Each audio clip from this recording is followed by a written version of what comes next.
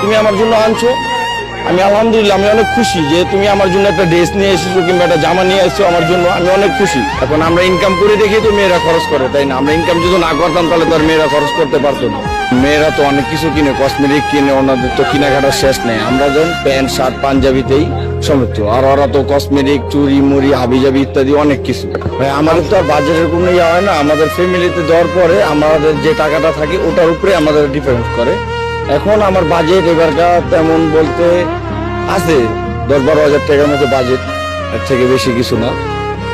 এখন মেয়েরা তো অনেক কিছু কিনে, কসমেটিক কিনে, ওনাদের তো কেনাকাটার শেষ নেই। আমরা যখন প্যান্ট শার্ট পাঞ্জাবিতেই সমৃদ্ধ, আর ওরা তো কসমেটিক, চুরি মুড়ি হাবিজাবি ইত্যাদি অনেক কিছু। আমরা জাস্ট প্যান্ট শার্ট পাঞ্জাবিতেই খুশি।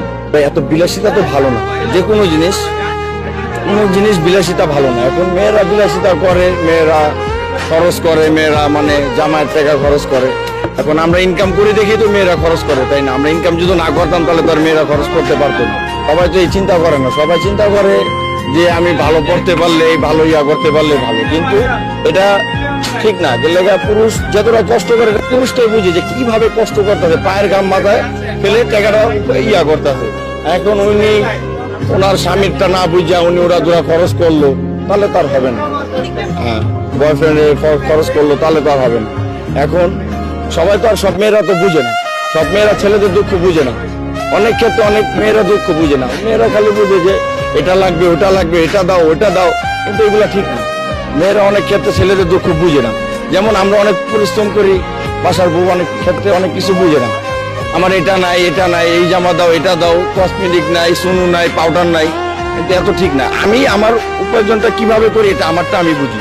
আমার সারাদিনের কামাই কিভাবে হয় সেটা আমি বুঝতে পারি, যে আমার মাথার ঘাম পায়ে পড়লে আমি টাকাটা ইনকাম করতেছি।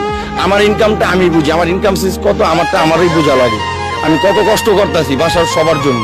এখন যদি ওনারা না বুঝে তাহলে এটা তো আর কিছু করার নাই ভাই। অনেক খারাপ লাগে ভাইয়া, অনেক খারাপ লাগে। কেন লাগে? আমি একটা জিনিস শখ করে ওনার জন্য নিয়ে গেলাম, যেমন আমার ওয়াইফের জন্য আমি একটা ড্রেস নিয়ে গেলাম যেটা তোমার জন্য আনলাম।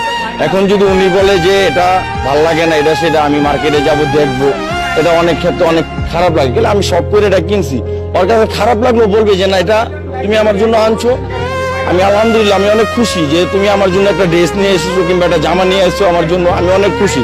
কিন্তু অনেক ক্ষেত্রে যে এটা ভালো লাগলো না, তুমি এটা কিনে আসলা কেন, আনলা এটা তুমি আমাকে দেখাইলা না কেন, অনেক ক্ষেত্রে ভাই অনেক খারাপ লাগে।